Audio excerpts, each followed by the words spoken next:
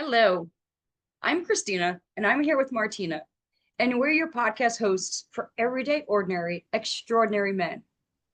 We are deep divers and avid students of life and powerful facilitators for healing. In real life, I'm an intuitive healer who loves to blend massage therapy and energy work to provide customized holistic services for my clients. And I'm a life coach specializing in parent and women empowerment, and I'm also a sound healer. And we both love to incorporate crystals, essential oils, angelic Reiki, oracle cards, and intuitive guidance into our work. So here's our context. Most humans have a lot of preconceived notions and stereotypes about gender. For example, men are tough and silent, forceful, where women can be chatty, manipulative, and emotional. In doing that, we often put people in a box and forget to see beyond those labels. And if someone is not fitting the mold, we might call them a name like tomboy or sissy. Those and similar labels, though, often cause discord. So, what would a world look like where we go beyond our preconceived notions and understand that we are so much more than our gender? That we humans are strong and soft and gentle, deep and powerful, tough, fierce, open.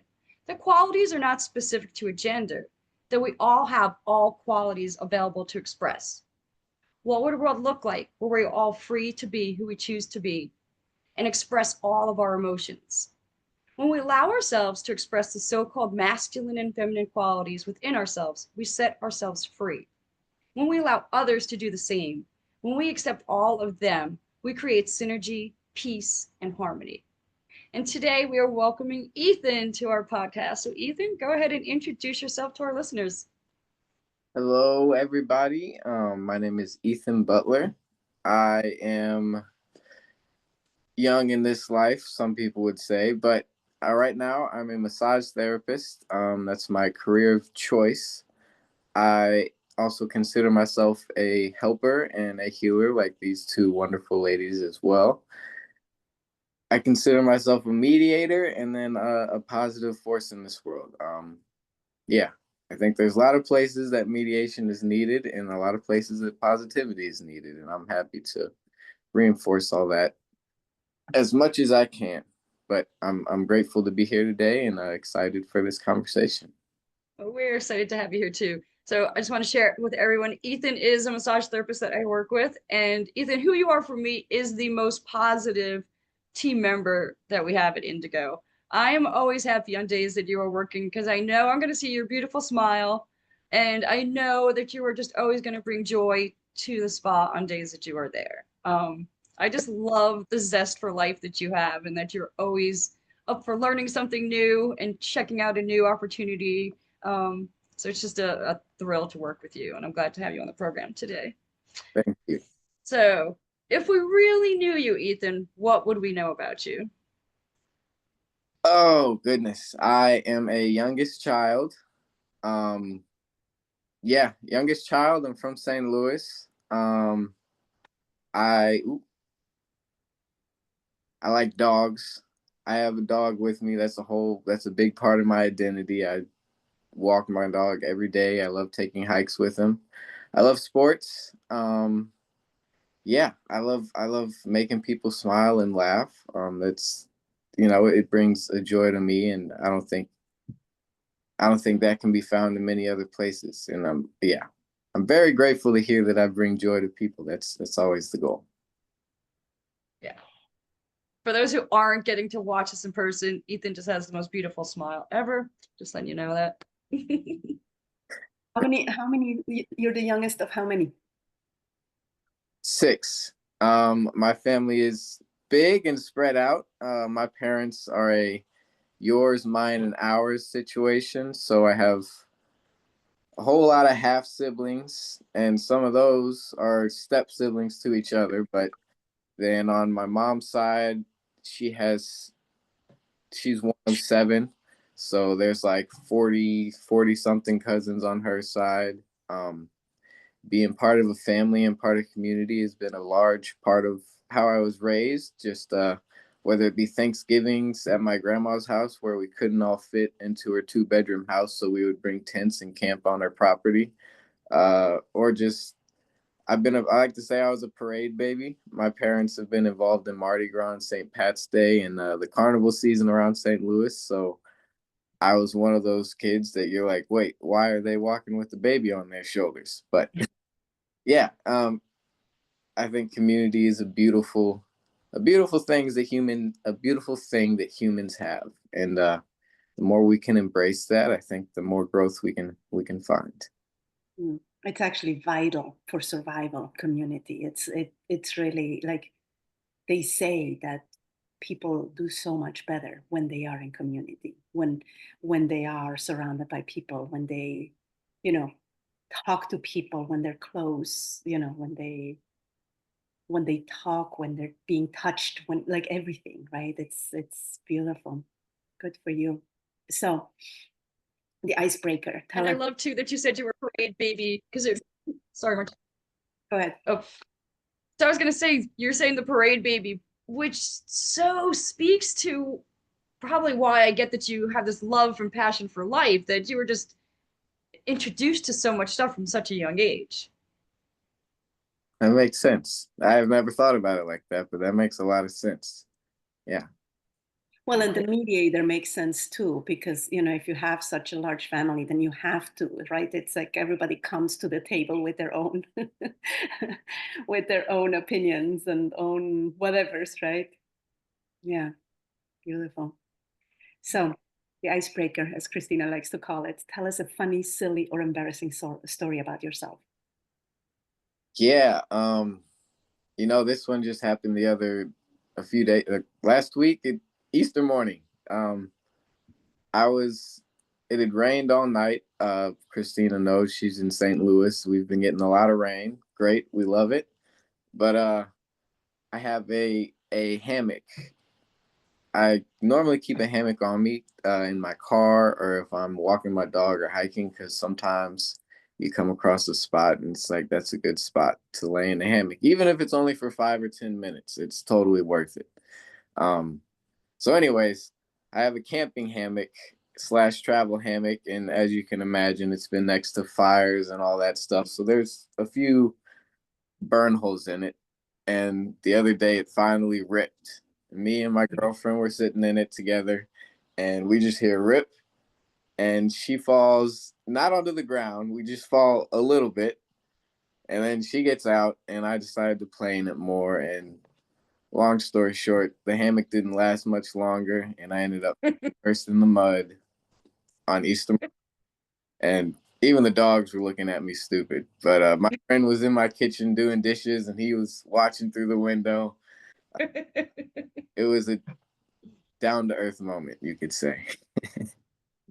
I love it. And it's like you got the money's worth out of that hammock, right? You used it Oh, till it ripped. oh yeah, yep. I didn't take it down until a couple days later. I still thought I could get something out of it. But yeah, there's that. And I thought of another fun fact. I I can handle metal silverware, but I pretty much strictly eat with reusable, of course, but plastic utensils. I don't know what it is, but I think it's that they don't get hot and cold, and then if you accidentally bite them, it doesn't hurt your teeth. And I stand by it, and that's what, if you know me, then you know that I like to eat with plastic utensils. Love this. I didn't know this tidbit, but now I am happy to know this. Very cool. I'm still tripping out on that you have this hammock that you have. And I am so in awe that you could be like, I'm going to put up my hammock and enjoy this beautiful spot for 5 minutes. Like, this is tripping my brain out at how cool this idea is. Like, that if you have it with you, you can just, yeah, this is brilliant. And a perspective I did not appreciate until right this moment. So thank you for this. Of course. Thank you. Yeah. And it is that claiming that moment, right? Rather than the next one and the next one and all the things that need to be done. It's just being right here, right now. Yeah. Making a memory, or taking the time to make a memory. Yeah. Breath and a picture, and yeah, it goes a long way. And being present enough to make that memory, right? Yeah, beautiful. and slowing down and stopping, right? Just to appreciate it in this world where we go too fast. That I love this idea that you have this in your back pocket. Like I can take a 5 minute break when I need to, right? To just appreciate the beauty in front of me right now. Yep. I love it. Mm. I am in the market for a new hammock now. Yeah.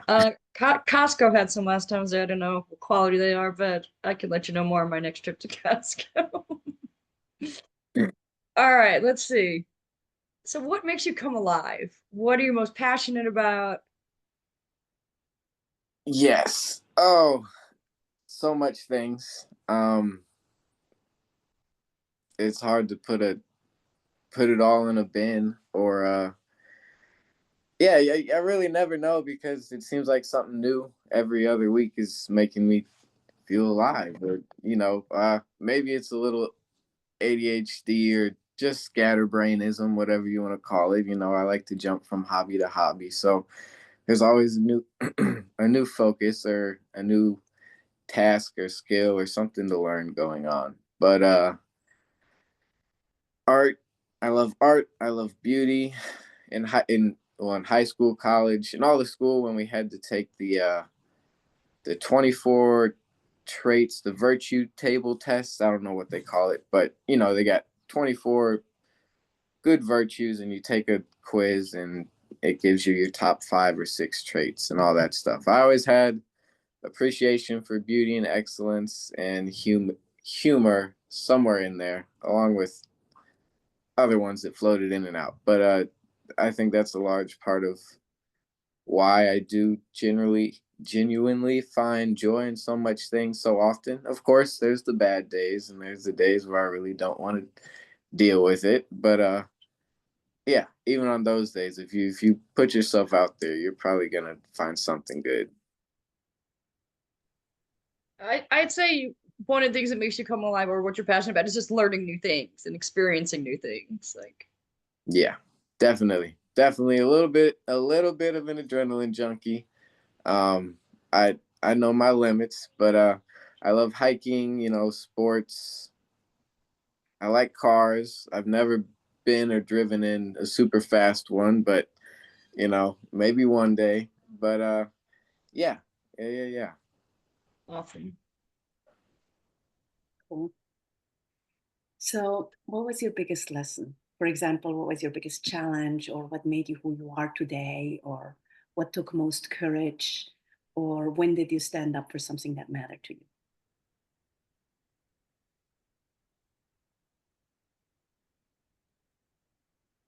I would say I did. I typed this one out. My biggest lesson is that my friends and family are priceless. Um, you guys mentioned friction a little bit earlier, and that was what is friction is just unproductive in most cases. And there's always common ground and to look at the world through a mirror. Um, you know, of course, we all make silly decisions every once in a while, and we all see how it affects the people around us. And I think those are some of the biggest takeaways that I've seen. Whether I repeat the same mistake again in a different way or in the same way, or if I learn from it. But one big one was out of high school. I took a gap year because it was COVID. I graduated in 2020. Didn't know what was going to happen to the world or what I was going to do in it. Um, and I was in a situationship with someone who now, looking back on it all, I can 100% say we were not healthy for each other. And then in an attempt to, I think, remove me from that, my mom very lovingly suggested, what if you go to Vail or Colorado and work for a ski season? I have an older brother that did that for a couple years, and another older brother that lives out there. And it was a big debate. And then I was like, okay. And then of course, uh, the girlfriend, I'll just say, wanted to come along as a road trip because she had never been on a road trip. And then my mom was like, well, I'm going to come because I want to see my son that lives out there. And there was a whole lot of friction. And my mom is a very loving, caring person. But when she's met with friction, she'll resist with more friction. And then eventually the friction built up, and there was a big fight, and I was in the middle of it, and I was just 18 years old at the time, and I remember feeling very, very bad about what had just happened, how it affected my mother, the all loving and caring being for my life, and then also this other person who I did have love for, I'll say it that way, and who I loved parts of, but also my brother and his girlfriend at the time were there, and it was just a whole big mess, and it made the next 4 or 5 days a whole mess because we were all there together, and then we tried to stay separate as much as possible. And yeah, I never, sorry, I keep hitting this latch, but I never want to, make other people feel that, or I guess myself, I never want to make myself feel that uncomfortable or that responsible for something that negatively affected multiple people's entire experience for that. And now have I learned and grown from it? I think so. I hope so. But yeah.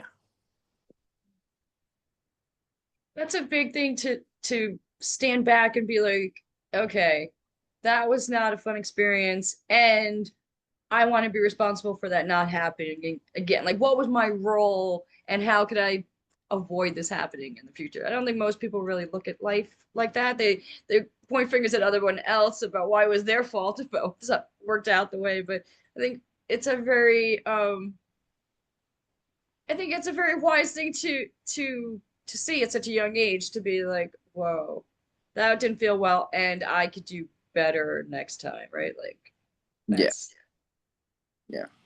but I think that speaks to who you are as the one who like stands in community and family and the value of it all. To I think you're very wise. You're a wise soul, Ethan. Thank you. Thank Maybe you. the youngest in the family, but I have a feeling you're probably one of the wiser souls, an old soul in the family. I got to watch a lot. There's a lot to be said for that, for sure. And it is, like it's, well, I think friction is inevitable, right? It's like it always is. The question is, how do we deal with it? And we talked a little bit before we came on, right? It's like, do we bring out the boxing gloves, or do we take a breath and just have a conversation and have it out in a way that is more productive, right? But it's like, I think we grow with friction, right? Otherwise there's no intense incentive for growth. So it's beautiful that like you're taking responsibility, right? Rather than they need to change because this does not work for me, right? Which is usually how we live, right? I've been guilty of that, absolutely, right? I imagine Christina too. It's like, you need to change because this does not work for me, rather than, okay, so what do I need to do inside of this conversation so it actually works for everyone. Yeah. Beautiful. Yeah. Beautiful. So tell us about a time you took a chance for love. And it might be romantic, it might not be romantic. Yes.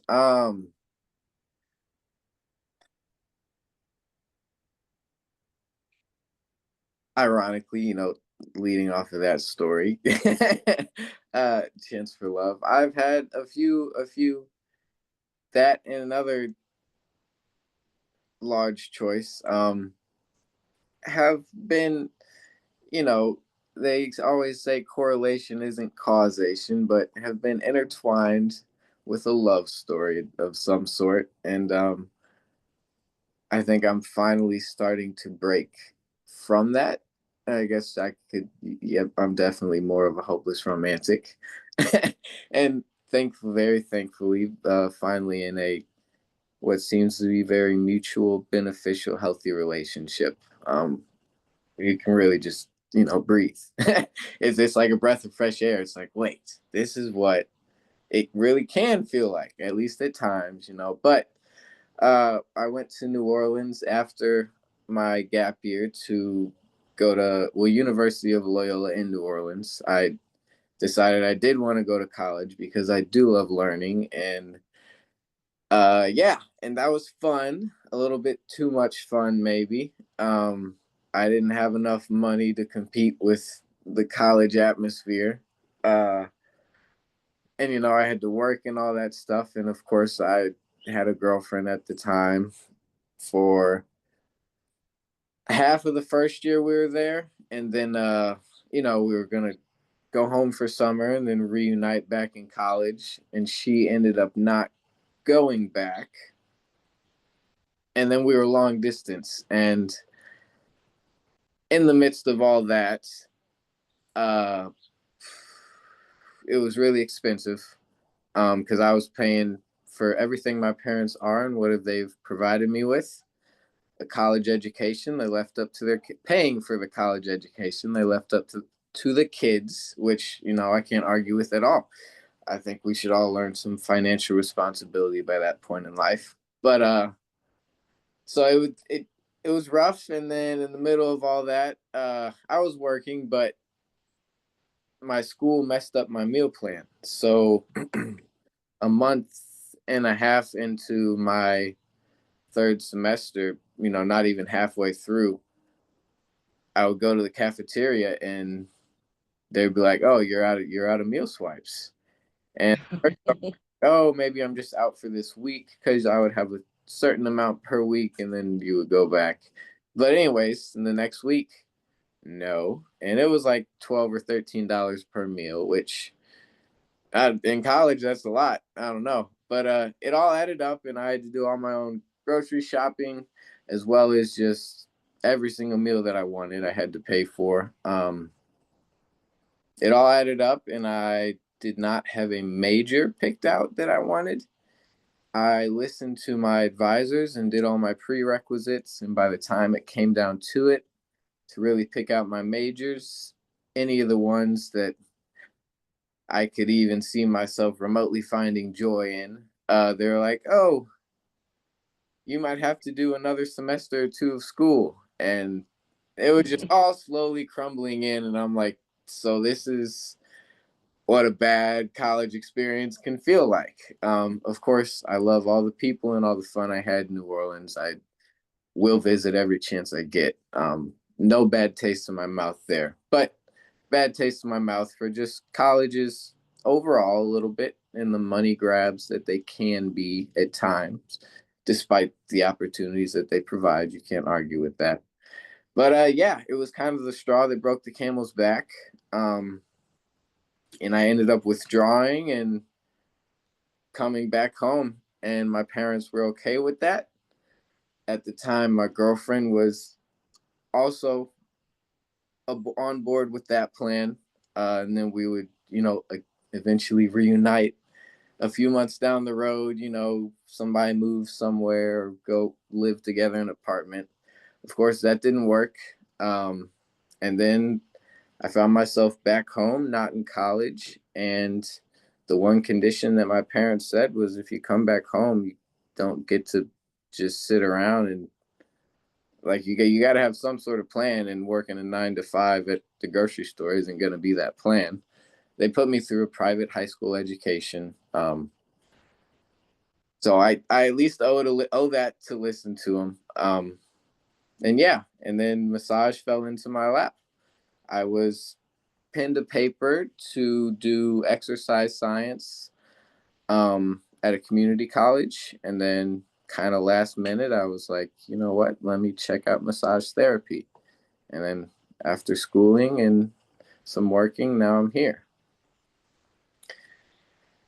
So the chance for love didn't end in love, but it ended out with, only a beautiful growing experience. And I think that's a valuable lesson for anybody and anything they're going through. Christina was mentioning this the other day. Like, a bad day is only as bad a day as you let it. A flat tire she said, you get a flat tire, well, you can think about all the jokes you'll make with the AAA guy, you know. But yeah, anybody going through anything, I think it's grow from it and learn from it, and then it can't be a bad experience.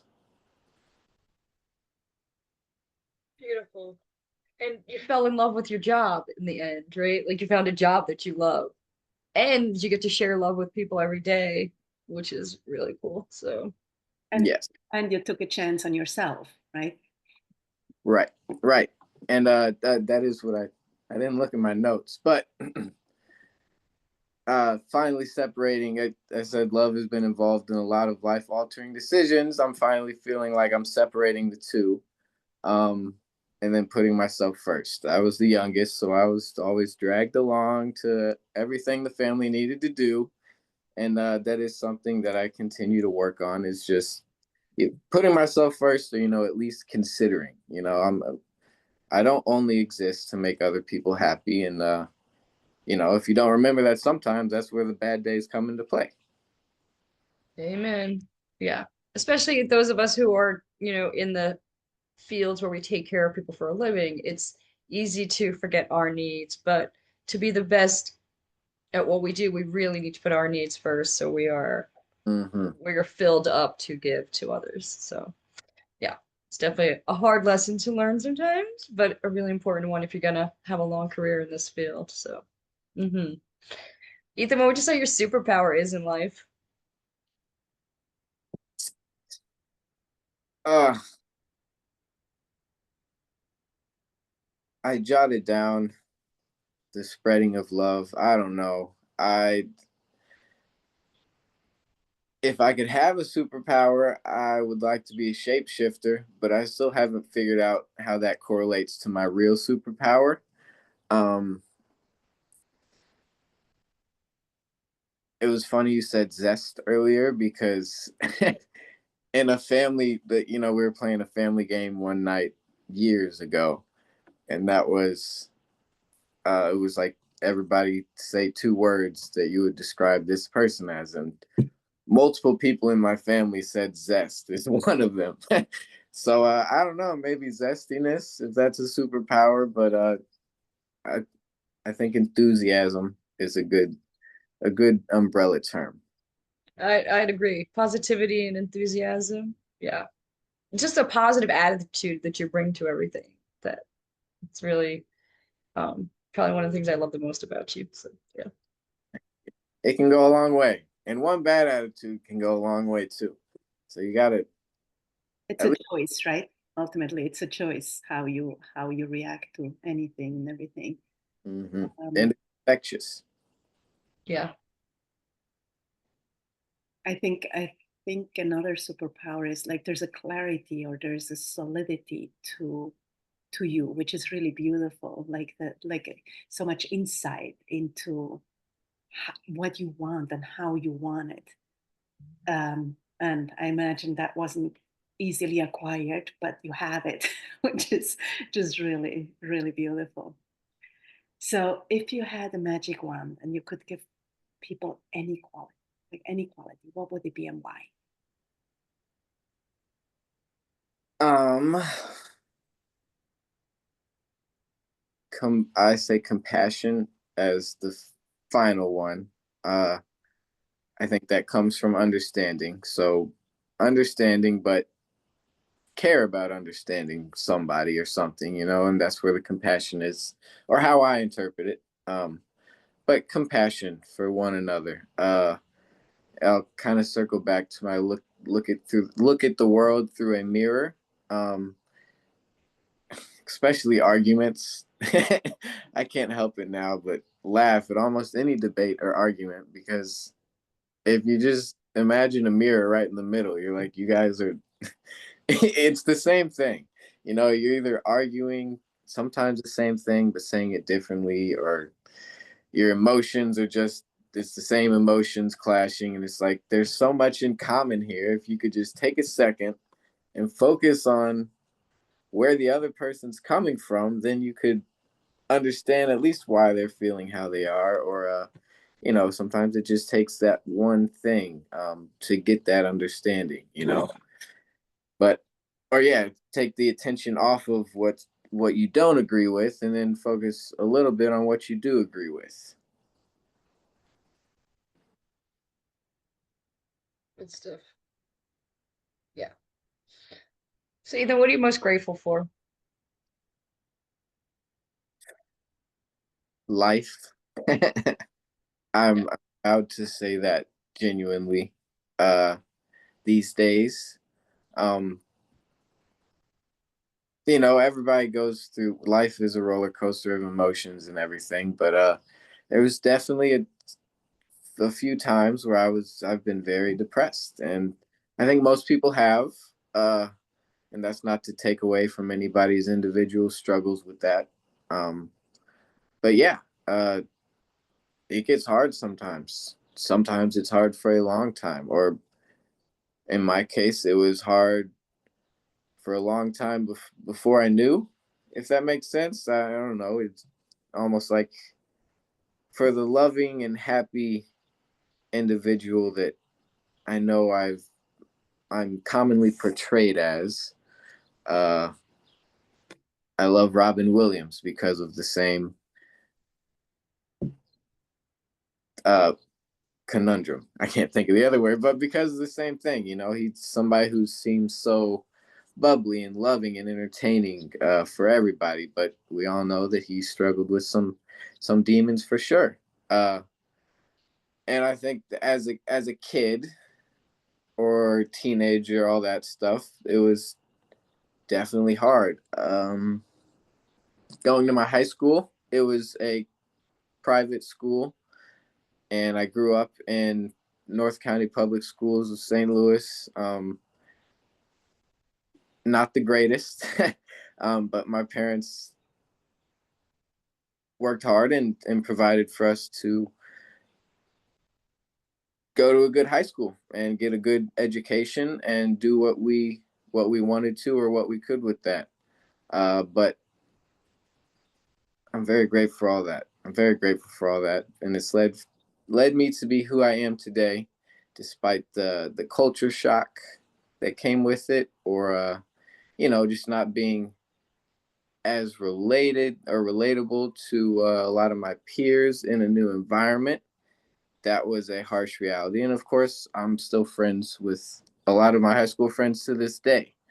But yeah, life is a journey, and I'm grateful for the journey, and I'm very grateful to be who I am today, genuinely.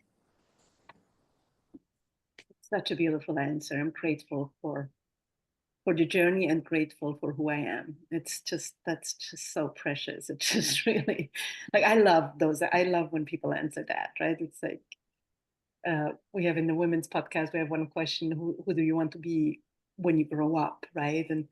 And I love when people say, just Hey, myself, right? Just myself, nothing else. It's just perfect the way it is, right? So beautiful. So how do you recharge your batteries? You were talking about hiking, you were talking about sports. Is there what else? Yeah. Where is it at? I wrote a few things. Hiking, sports. Yes, I love hiking. I love those moments where I don't always set up the hammock, but you just stop for a minute because I hike with some friends sometimes, and 3 hours into it, we're like, wait, we're done with the 9 mile hike, and we're like, all right, well, I guess what are we gonna do with the rest of the day now? But I love those moments when you can stop and soak in the nature and the beauty of everything around you.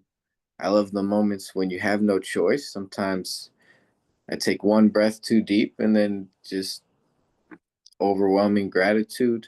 Uh, yeah, just the thankfulness. Sometimes I'm moved to tears, I'll admit, but and then my dog's off running in the woods chasing something, I don't know, and I'm just grateful to be there at that time on that day.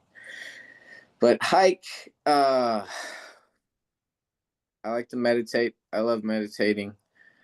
I have moved away and I would like to move back to guided meditations or entirely purposeful meditations. But I've moved away from setting aside that time that it requires to do those. And I'll do moment to moment meditations and a lot of grounding and stuff, or if I really need it, I'll take a few minutes. But I always love a good guided meditation or a mantra or anything to entirely focus on. I do the Twin Hearts meditation. Is I try to do it at least once a month. I know I can do it so much more than that. That's just the reality of my life right now, and it'll change. But yes, my dog is huge. My dog, I love my dog so much. I got him when I moved back from college. I had $700 and it was a Tuesday at the APA, so I could have walked out with a 6-month-old 40-pound puppy for $40 that day.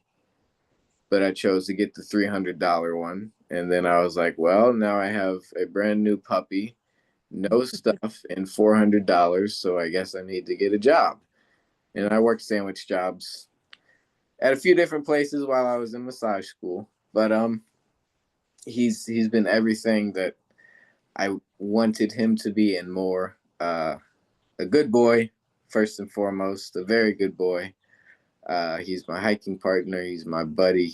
I got him for the sense of stability and responsibility that he brings. And I felt like that's what I needed in life, was ironically to put something else, or I guess put something else first, but in turn, they only bring healthy things to you. Yeah, sometimes you just need to hug your dog. And he's a big old floof, so it's comforting. We can relate. We are dog lovers. Martina's Max is probably at her feet as she talks to us right now, or he's nearby, I'm sure. Yeah, he's in his bed back there. So yes, absolutely. Mhm. Absolutely. So what are you most proud of? Like, what do you consider your biggest accomplishment? Yeah. I kind of covered this. I said who I am today. Of course, it's not finished yet. Um, yeah. I think overcoming a lot of my self uh, self doubt or depression that's what I'm most proud of. Um, internally, materially or externally. I hate to say I don't have much to show for it. I mean, I have a high school degree. I have a, a licensure and nationally recognized licensing. But I guess I could say that the people I surround myself with, I think there's a lot of truth to.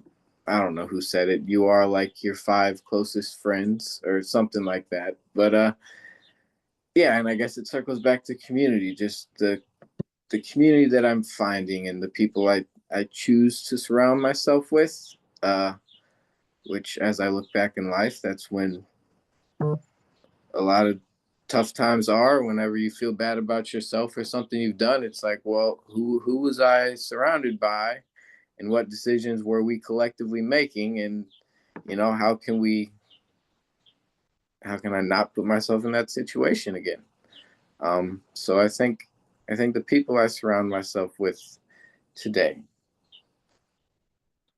Beautiful. It's interesting that you're talking about material stuff, right? And we have in this world we live in our definition of success, and it's so limited, right?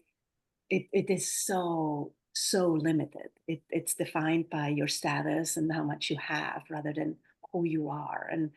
And all I'm hearing is your heart. And it's just so beautiful. It's really so beautiful to listen to you, right? It's like that's the biggest gift that we can give to the world is our hearts, right? and not closing them up and just keeping them open, you know, and keep growing and keep improving and keep wanting, I'm going to say, more peace and more love, or create more peace and more love, right? So, so beautiful. Thank you. Thank you. All right, Ethan, last question. And I know you're quite young, so you may not have thought about a legacy, but what legacy do you want to leave? What do you want people to remember about you?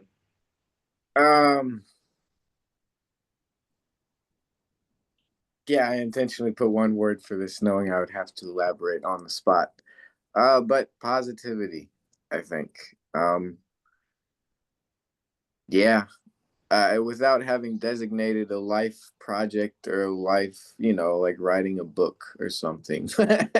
But I think that a positive perspective, positive attitude, however you want to use that positive word, I think it goes a long way. It goes a long way, even when it's really freaking annoying to be positive. I think there's a place for it, and there's a place for feeling negative about things too. Of course, everything in this life is about balance. But yeah, I think if you're gonna overweigh the balance a little bit one way, positivity is a good way to go. Beautiful. Choosing that, how powerful is that? Yeah, and even It is choice, right? Because it's not like, it doesn't come easy necessarily, right? and even if you want to be, if you're into uh nihilism, or if you are uh if you're not positive, if you're angry at life, you can be funny. I mean, you can be funny about it and make some other people laugh a little bit. And you're allowed to feel all those things and have all those opinions and not like what you don't like, but at least don't drag everybody else down with it. At least make somebody smile, and you're, yeah.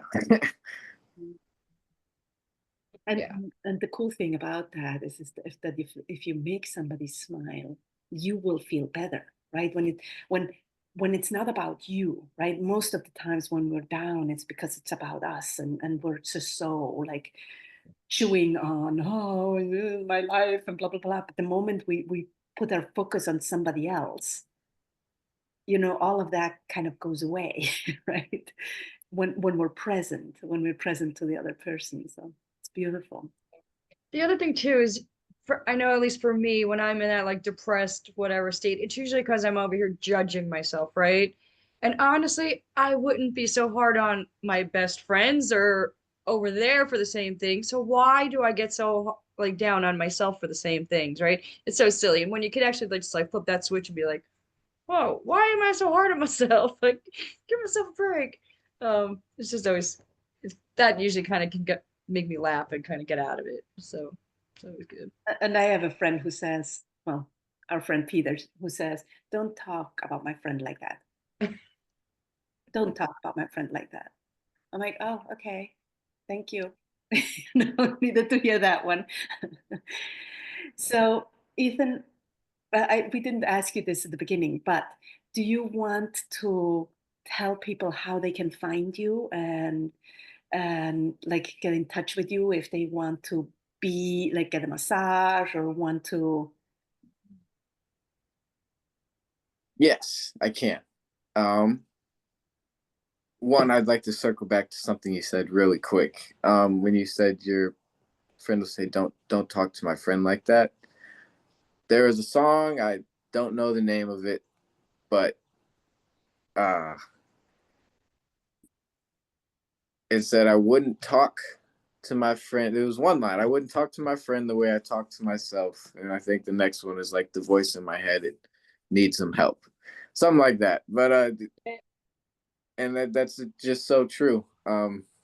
Whenever you are your biggest critic, you are your biggest hater, however you want to put it. You don't like. Would you talk to your friend the way you talk to yourself? Or Tom, the owner of and a teacher at the Healing Arts Center that I got my massage program. In a few of his meditations or in his teachings, he always says, smile and smile at yourself the way you'd smile at a friend. Smile at your heart the way you'd smile at your friend. Smile at your lungs, smile at your feet the way you'd smile at a friend. Just, give yourself that compassion, that. And Please. Yes, please. Exactly that. Right? I trained with her before, and she used to have this exercise where she had this doll that she bought, and she would put it on the chair, and she would say, "Oh, how beautiful you are today." And then she would pick it up and she was like, "But you did this, but you did that, and just would hit it against the chair until the head would fall off. And then she would place it back on the chair and would say, "Oh, honey, have a beautiful day," right? And it's really the depiction of how we interact with ourselves so often. But seeing it in action was just so disconcerting, right? It was just really so strong. And and it is. Can we just be gentle with ourselves, right? Can we have compassion? Like that word that you said, right? Can we have compassion with ourselves? Can we be gentle with ourselves? Can yes, we cut ourselves some slack? right, right. But hold yourself accountable. And once again, where the balance comes in. But yes, be nice to yourself. And as far as reaching me, I'm a massage therapist at Indigo Massage and Wellness in Maplewood, part of St. Louis, Missouri. I'm always happy to take on new clients. My screen might disappear, but I'm going to double check my Instagram account name. I have started an account that I will use for business eventually. It's not, I haven't really found the time yet that I want to set it up, but it'll be here soon. And I can receive any messages if anybody has any questions, but it is inner.being.healing. And that's on Instagram right now, I believe, Facebook as well. Yeah, if anybody has any questions, or if you're in St. Louis area and you'd like to have any more questions about how to reach Indigo to get a massage from me, or would like to schedule one outside, reach out. I'm happy to respond. And we will include all that information in the notes for the podcast. So if you didn't write it down, you can find that in the notes. Yeah, absolutely. Absolutely. So, Ethan, thank you so much for being here. It was such a pleasure to meet you, to have this conversation with you. So beautiful, really so beautiful. Like I can, like your heart is what comes through for me. And for all of you out there, for your listeners out there, thank you for being here. If you love this, please leave us a review, please share.